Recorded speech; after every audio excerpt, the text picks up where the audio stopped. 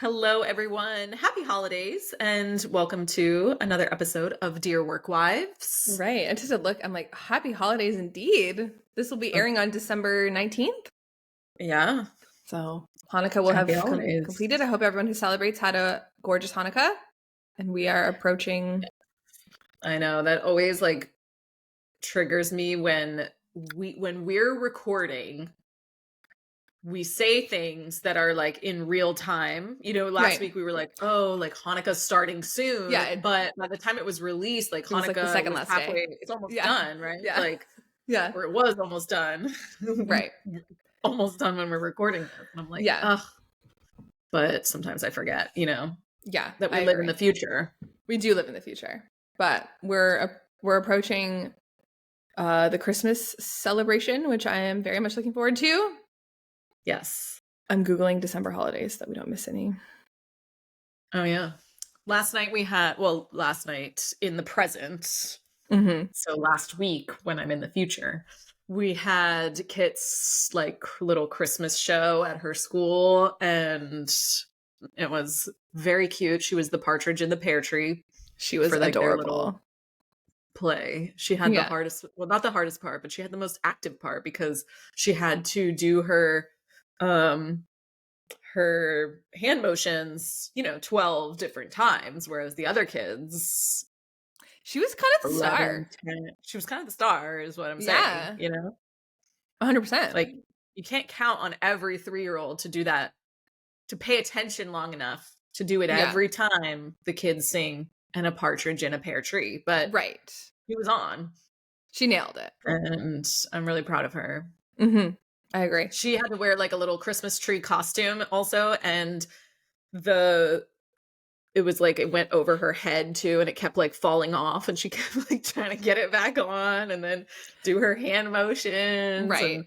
And I was telling you, she had like itchy, watery eyes. We had to I think she has allergies. We had to give her some like Zyrtec when she got home last night because the whole time she's just like rubbing her eyes. This poor thing.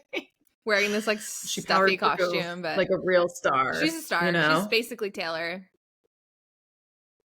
She wishes, but yes. She will be one day. She's going to be Kit Brannon, someone else, No, of course, you're right. You're right. I'm sorry. Love her someday.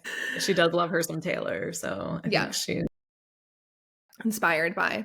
She's inspired. Yeah. Yeah. She knew the show goes on, 100%. even if your eyes are itchy and watery.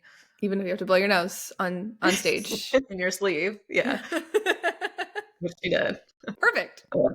On brand for her age. And at the end of the show, it was like really wild to think like, oh my gosh, Coco's going to be up there next year too, because she's going to move into the twos class, over the summer or at the end of summer.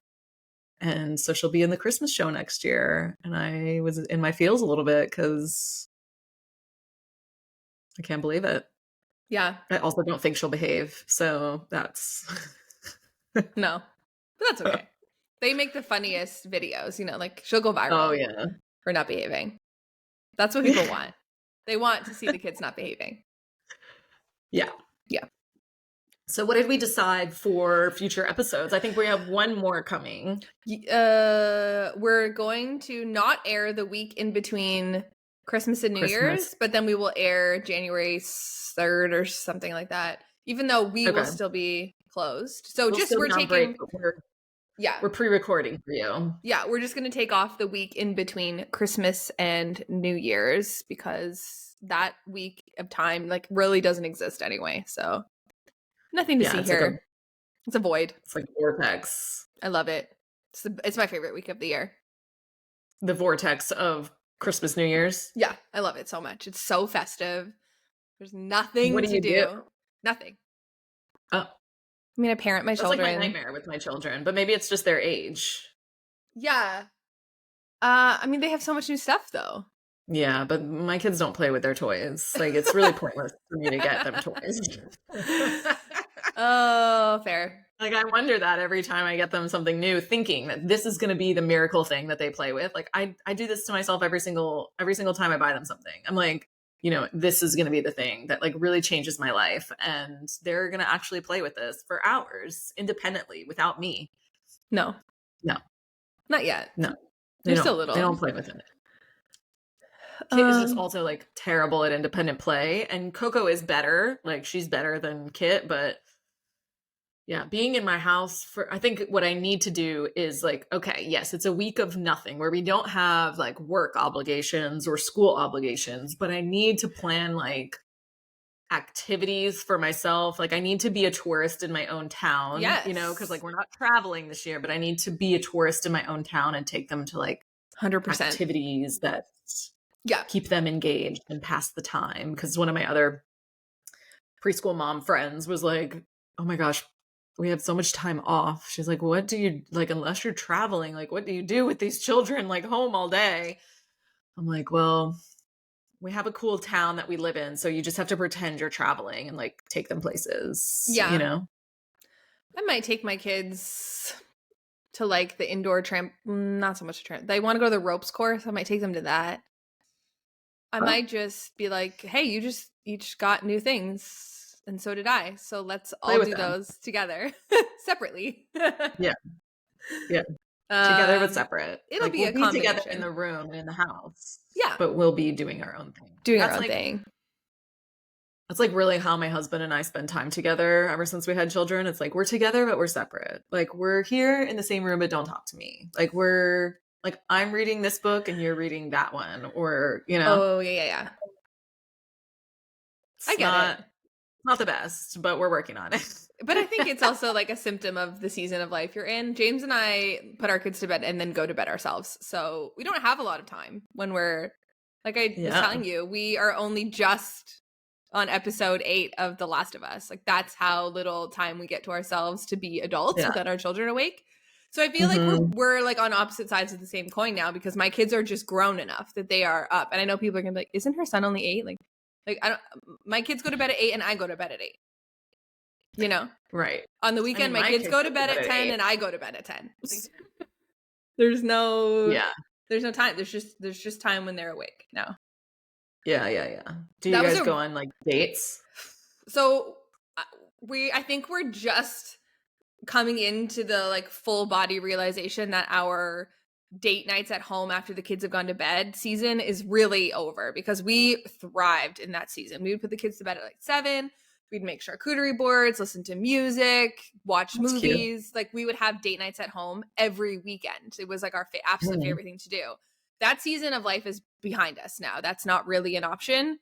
The kids are up. Because they're up. Like we can put them in their room with a movie and then we watch a different, but it's just, this is not going to work. So they're up, but they're not grown enough to watch what we're watching either. So we're going to have to do more date nights, I think. I think we're going to have to call on Nan and Grandpa and Bob and Papa a little bit more frequently than we have. So, I miss my husband. I don't really spend much time with him. I know. I just have to share that I'm going to see Ludacris this week, and I'm so excited. Right. Is it the like jingle ball thing? No, it's a whole Ludacris concert. Okay.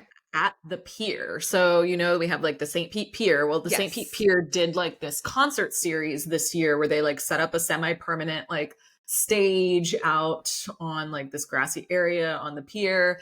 And they had like, I don't know, maybe 6 weeks of concerts every Friday, Saturday. They had like people come in, and it's like a full Ludacris concert, which so it's outdoors.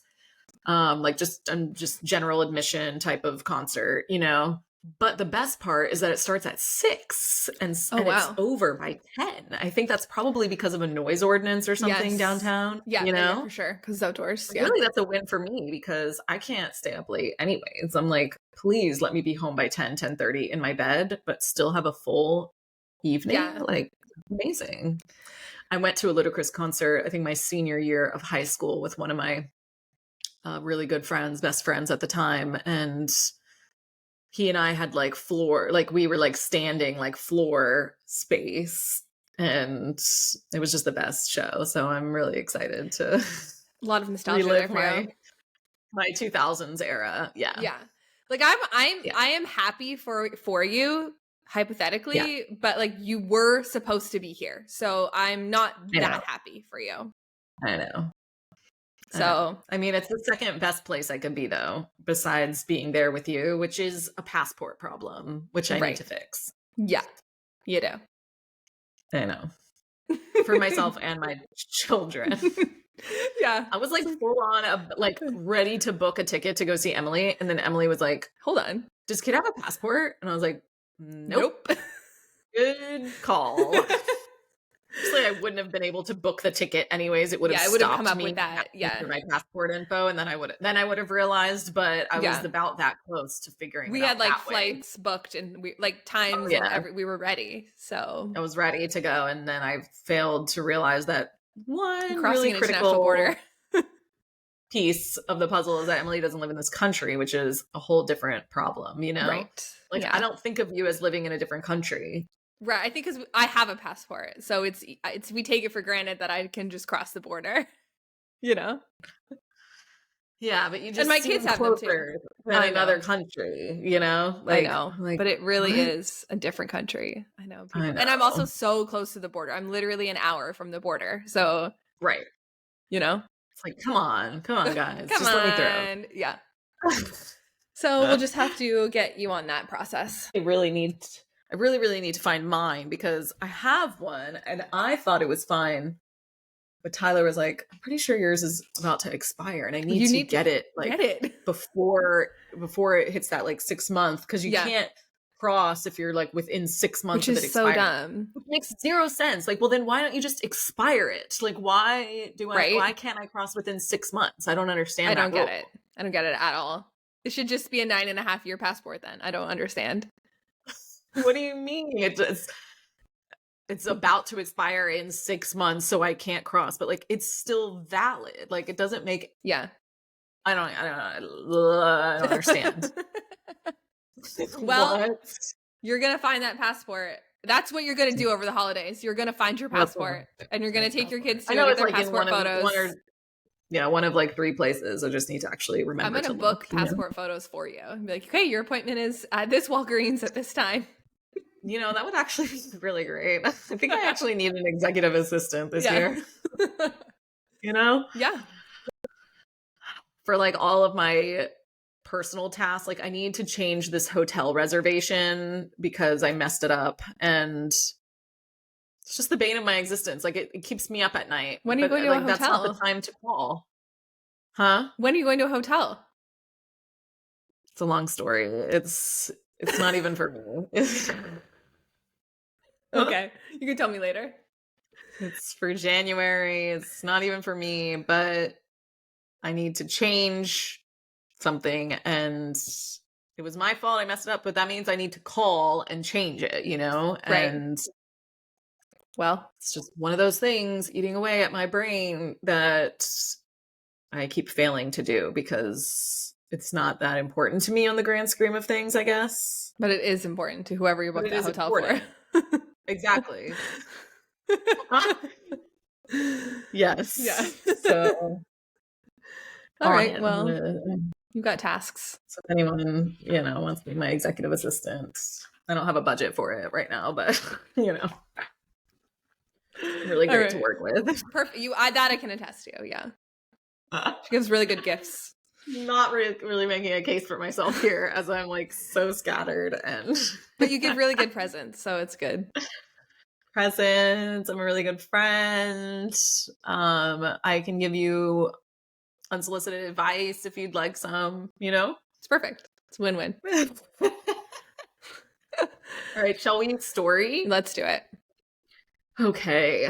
Stories. First story today. If it will open. Okay, my colleagues are acting weird after coming back from my vacation. I've just been away for 3 weeks, and before coming back, I thought I would get something nice for the team. So I got them tea. I got some tea and biscuits for each of them.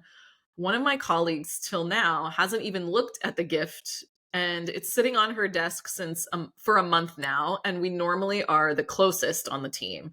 She is a tea person without a doubt. Yesterday, my other colleague spoke to her as to why she hadn't tried the tea yet, to which she responded that she doesn't like tea with caffeine.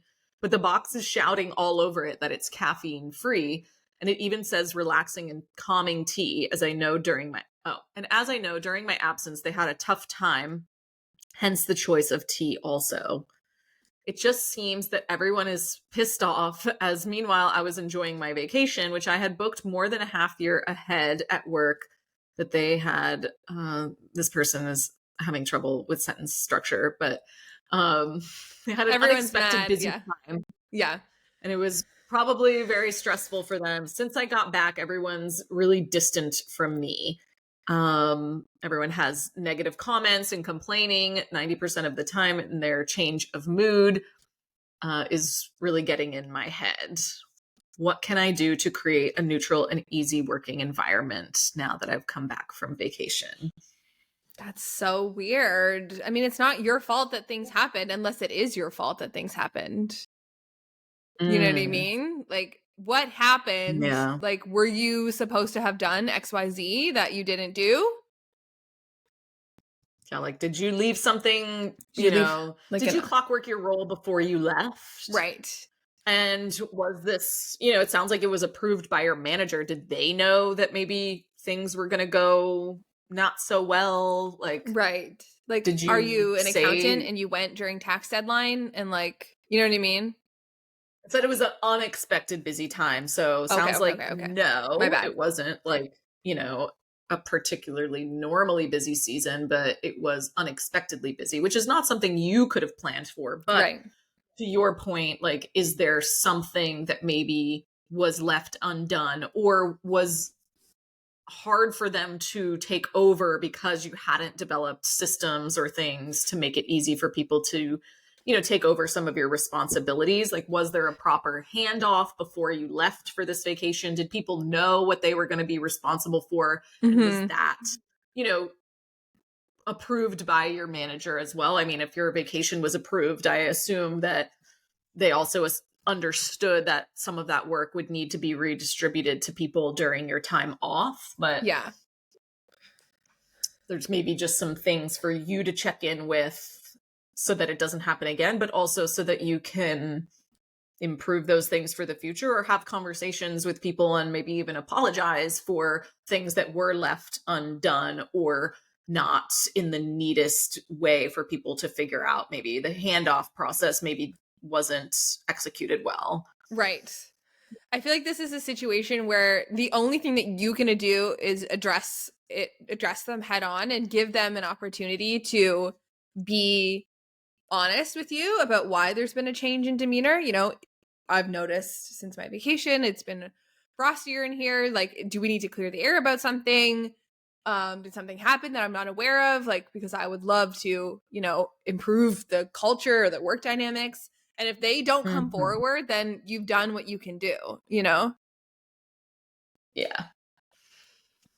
I agree. I also feel like it's on that, like, if someone has a problem with me and it's very clear that I am unaware of the problem, you can't just be mean. You have to tell me, Right. Right. So I don't understand why they're not coming to you and saying, hey, this happened. There's obviously many sides to this and the truth is somewhere in the middle, but I don't know. I just think that a lot of these problems would be solved if people could just communicate clearly and just say what's bothering them. This is when a vibe check is really helpful. Yeah, like, can we get a vibe check? Like, because I'm sensing something's off. Because if you're like really unaware of what happened, also, it is their responsibility to update you. Hey, all these things went wrong. Or we didn't have enough of X, Y, and Z, or these things weren't clear. Then you need to take ownership and responsibility for those things. But if they're not communicating that, or if there's no space, so maybe even implementing when someone does come back from an extended vacation, like, can we have a debrief on how it went? What needs to be improved? This is something we do with our clockwork clients and on our own team, because things are gonna, sometimes not go perfectly, but it's really important to like fill those gaps for next time. And everyone on our team understands that, like, if Emily takes a 3-week vacation and maybe it's harder on other people, that also, like, we get it, because that also creates the freedom for other people to be able to take vacations, you know, it's like, okay, well, Emily's not the only one who's going to be taking a vacation, so I can't just be mad at her for taking a vacation. It's like, well, Right. I want to take a vacation too. I don't want people to be mad at me when I get back. So how do I want to treat her?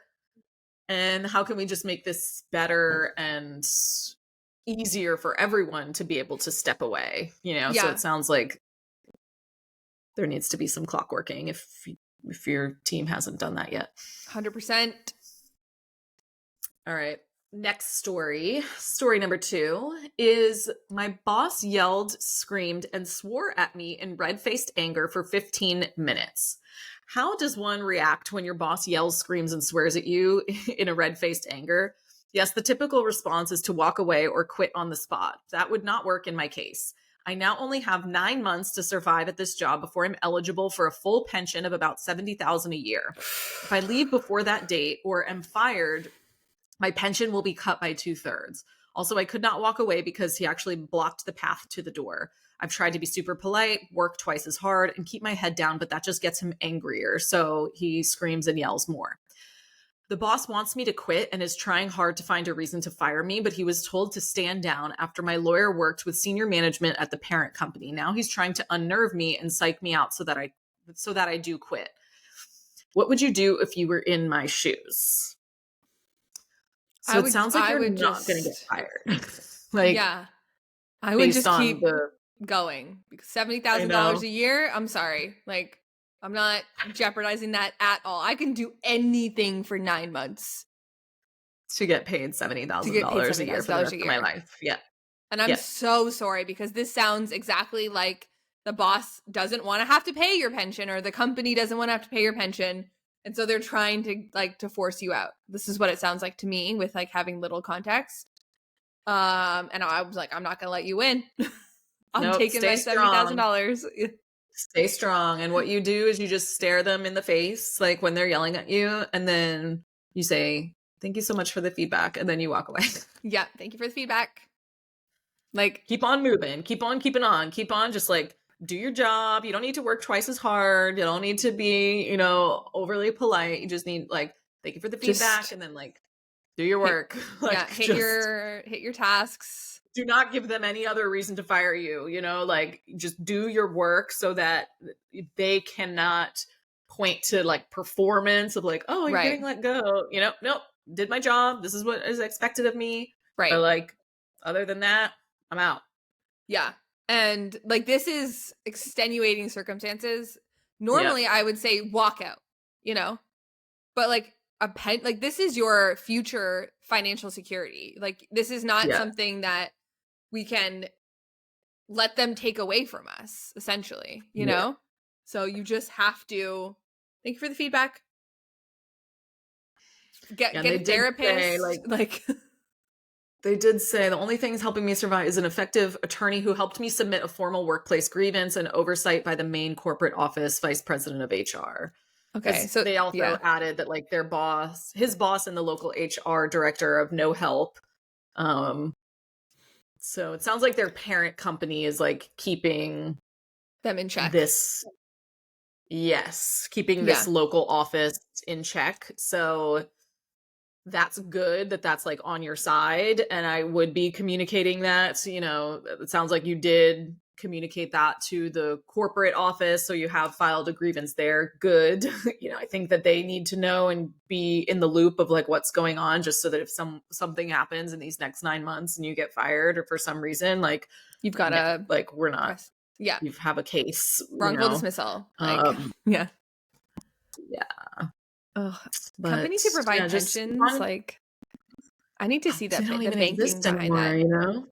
But they do. Like, I have quite a few friends who have jobs that are going to give them pensions, and I'm like, dang. Like, imagine having that foresight when you're 17, graduating high school, to like go to school to get a job that's going to give you a pension. Could never be me. No, it could never be me either. Like, I also don't even understand like the financials of a company who can afford to give pensions. Where does it come from? Like $70,000 a year just for someone who doesn't work for you anymore?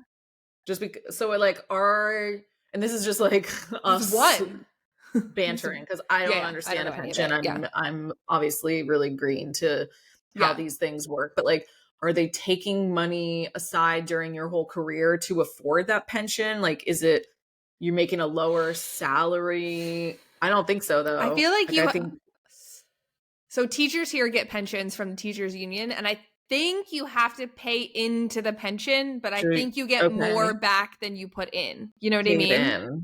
Yeah. I think.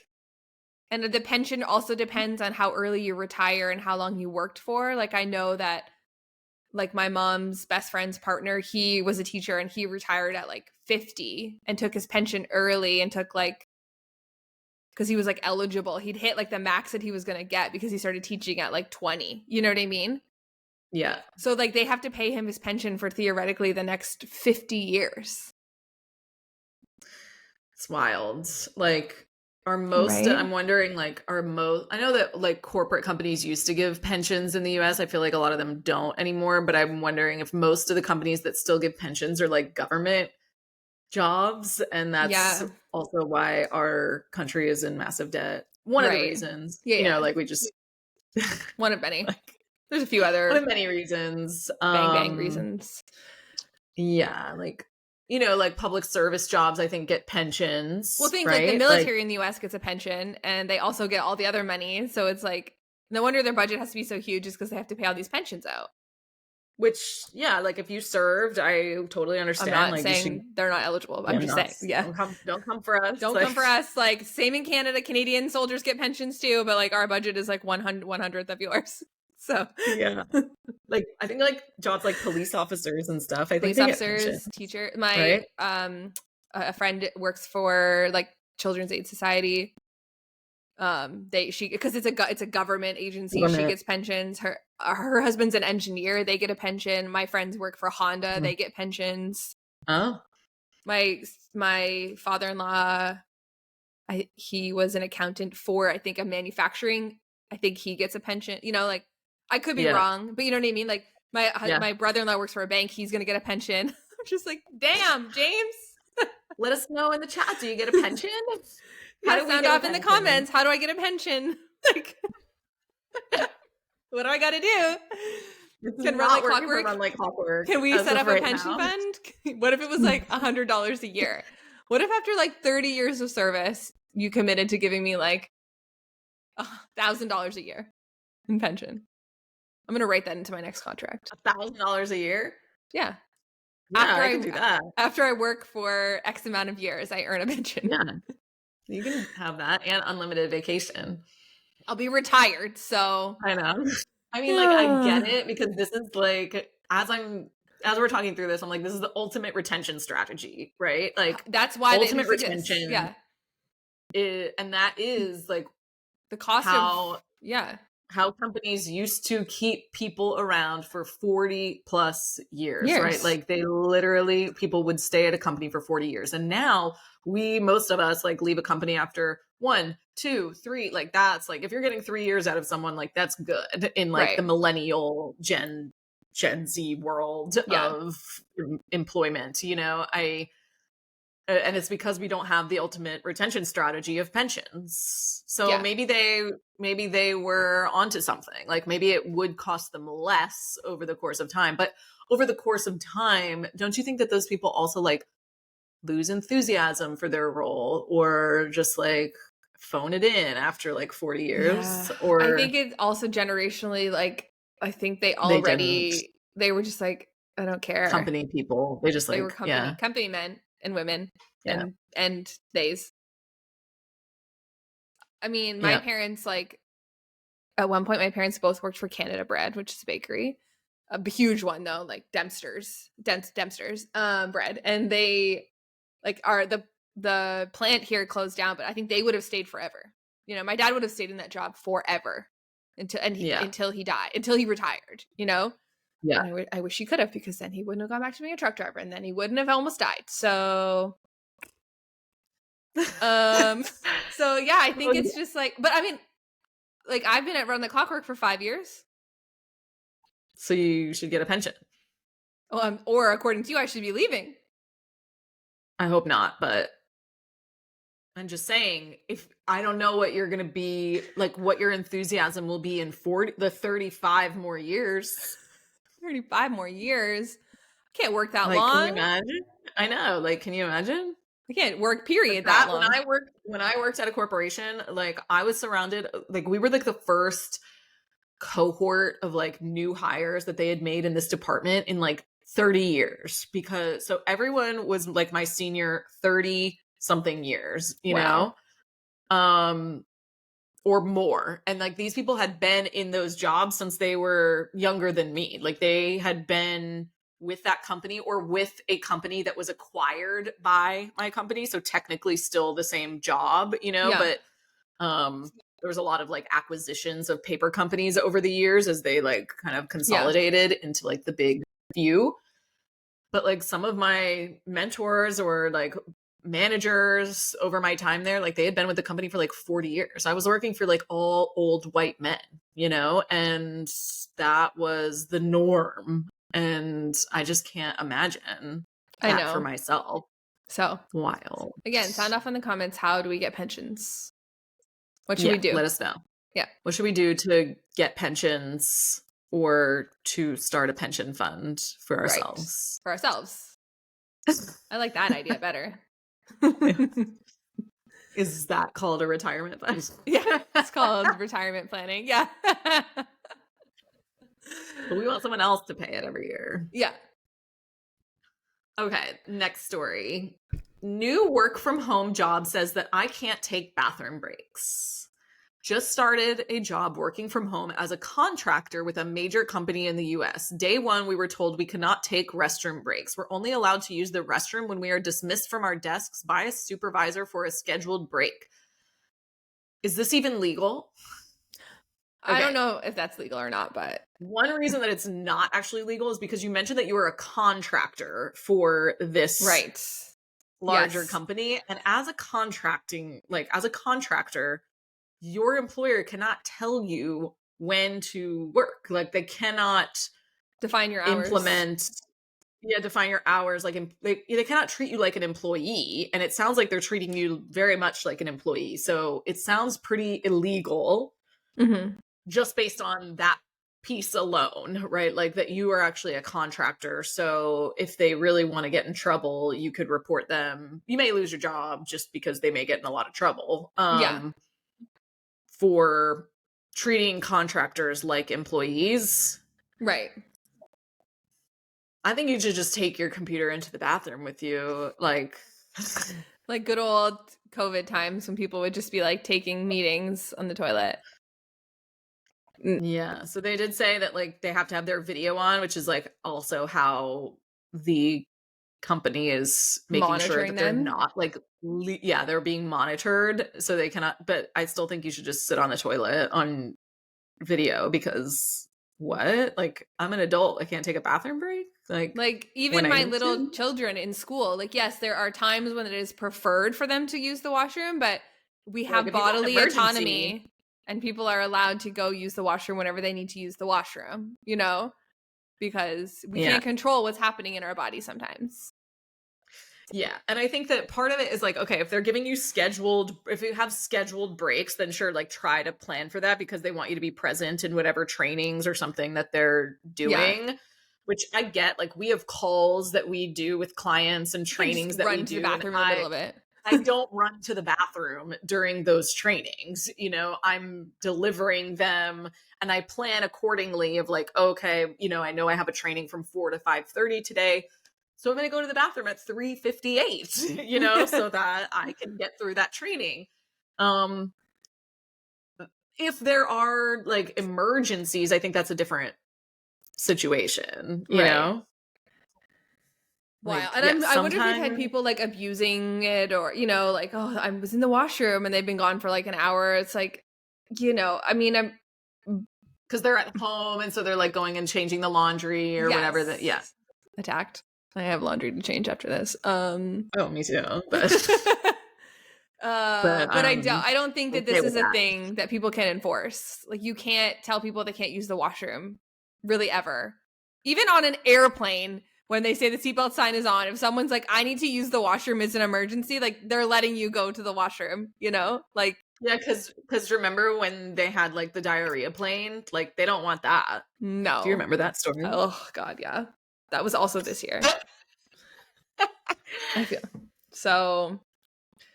I mean, no. I would just no. I would just be like, no.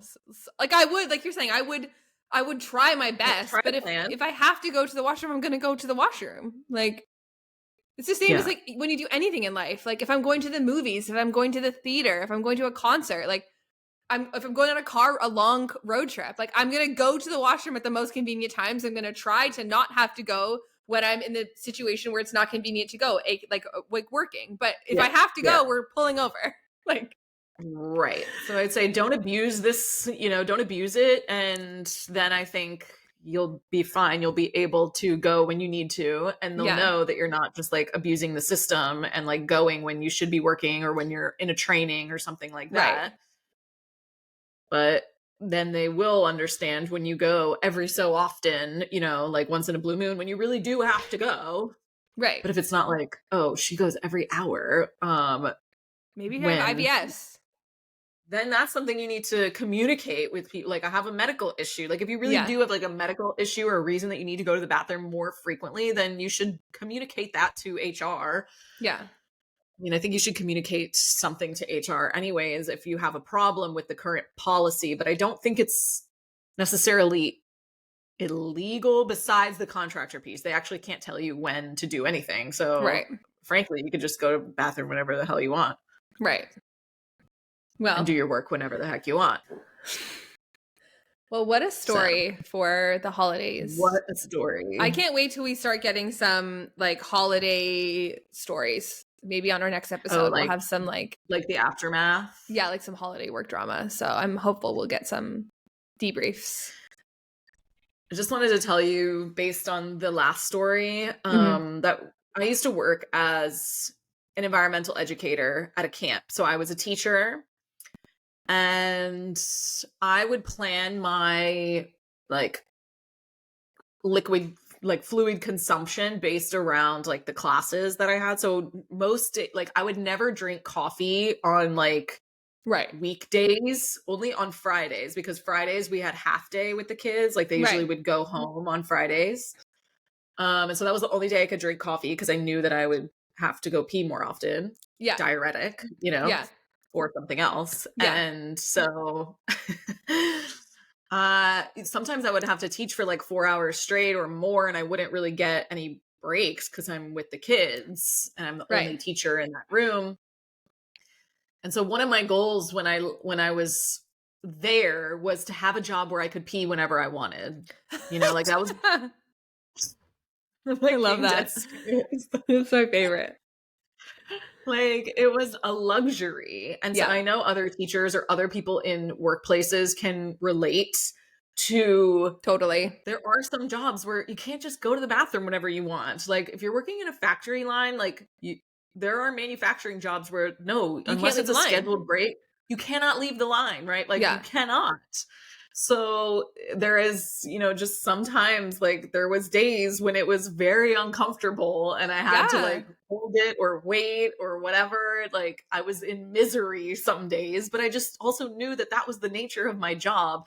And it was something that I didn't want to have to deal with for my future. It was a goal, right? It was like goals, #goals was to be able to have a job where I could pee whenever I wanted. And I knew that wasn't the current job that I was in. But that was something I was going to be looking for in the future because it was that much of a burden to me. That is so funny. James had this issue like at the height of COVID, like March, April, May 2020, when they shut down all the public bathrooms.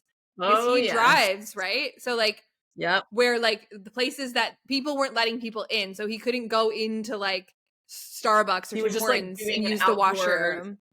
Or like, and then all the rest stops on the highways, all of those bathrooms were closed. Like he was like, there's like 3 places where I can use the washroom. And he leaves the house at like 4:45 and he doesn't come home till like 4:00 some days. He's like, I have to find washrooms. Like I have to go to the bathroom.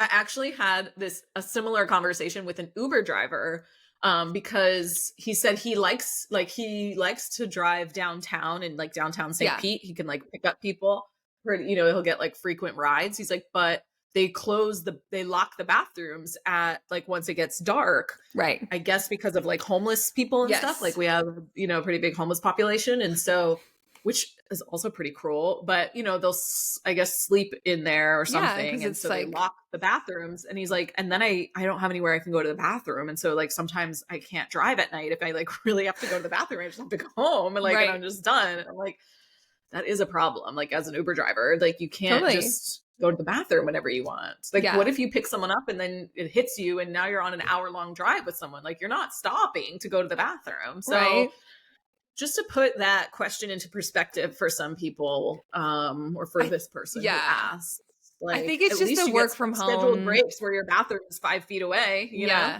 I think it's just like I work from home at my computer. Like you can't tell me you can't tell me I can't use the washroom. You know what I mean? Yeah. But maybe they do something where they actually can't. So you're right. A little context and perspective, but ultimately, right.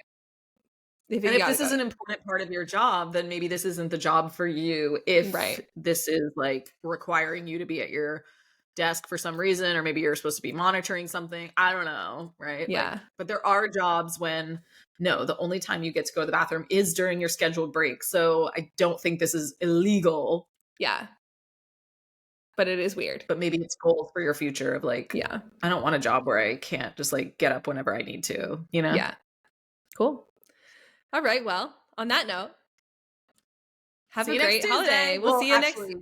No, we won't see you next Tuesday. We will not see you next Tuesday. We will see you in two Tuesdays. We'll see you in 2 Tuesdays. Happy holidays, whatever you celebrate. Hope you enjoy your do nothing week. And a great New Year. And we'll see you in the New Year.